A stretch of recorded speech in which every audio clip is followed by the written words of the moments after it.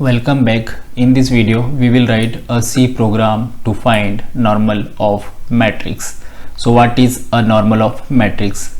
So normal of matrix is defined as square root of sum of squares of each elements. So what is normal of a matrix? It is defined as square root of sum of squares of each element. I have one matrix here. Now the normal is taking square of each numbers or each element in this matrix. So we will square 1 2 3 6 4 5 2 1 3 and add all them. I have taken square of each element and added them, and then I calculated square root of this result. So the addition of square of each element is 105, and the square root of 105 will be equals to 10 point something.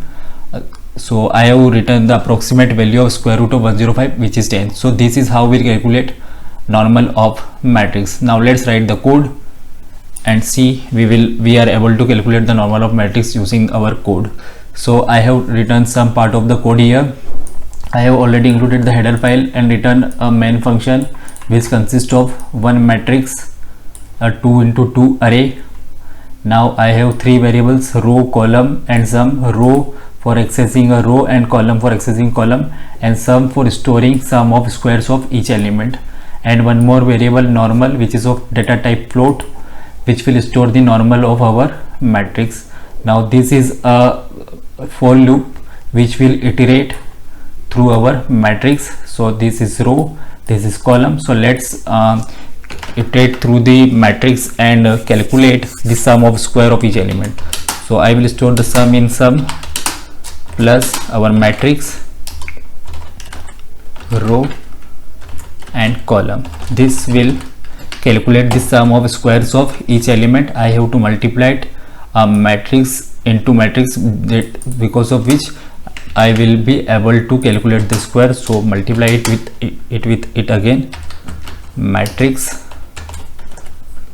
row and column. So now let's print the sum. Printf sum of squares, which will be equals to %d header next line, and then I will print sum. Let's compile and run it. The sum of square is 38. You can check it by calculating on a sheet of paper. Now let's do one thing. Let's find the normal, which will be equals to normal. We will store the normal in the variable called normal, and it is equal to square root of the value which we have calculated above. So normal is equals to sum of square of each elements, square root of sum of square of each element. So we have calculated sum of squares. Now we will calculate square root. So I have used a function called square root, which is defined on a header file, which I am going to include here. Include math.h. This is the header file in which the definition of square root function is available. So this function will calculate the square root of the value passed here, which is sum, and return data of type float, which I am storing in normal. Now let's do one thing. Print the normal. So we have stored the value in the data type which is of type float. So we will use %f and then the variable itself, which is normal, and let's build and run it, compile and run it. Why it was not showing me the output? Let me check. So yeah, there is a problem with my compiler. It was not linking it with the header file called math.h. So I will do one thing. I will copy this code and run this code in a online compiler. So yeah, I have opened a compiler. I have pasted my code and let's run it. So sum of square is 38, and the normal after calculating the square root of this value, which is 6.16. Let me do one thing. Take this example also and check it for this also. I have pasted the matrix. I am running the code.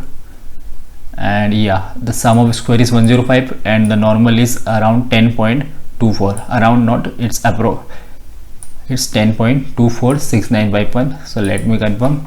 I have calculated the sum as 105, which is correct, and normal is, I have said that it will be equal to approximately 10, so it is approx 10. Here we are getting a correct value, not the approximated one. So this is the C code to find normal of a matrix. So we have learned what is a normal of a matrix in this video, which is equals to sum of square root of sum of square of each element.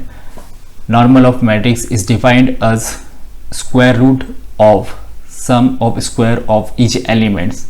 So we will write some more code in the next video. Until then, please like the video, subscribe to my YouTube channel, and thank you very much.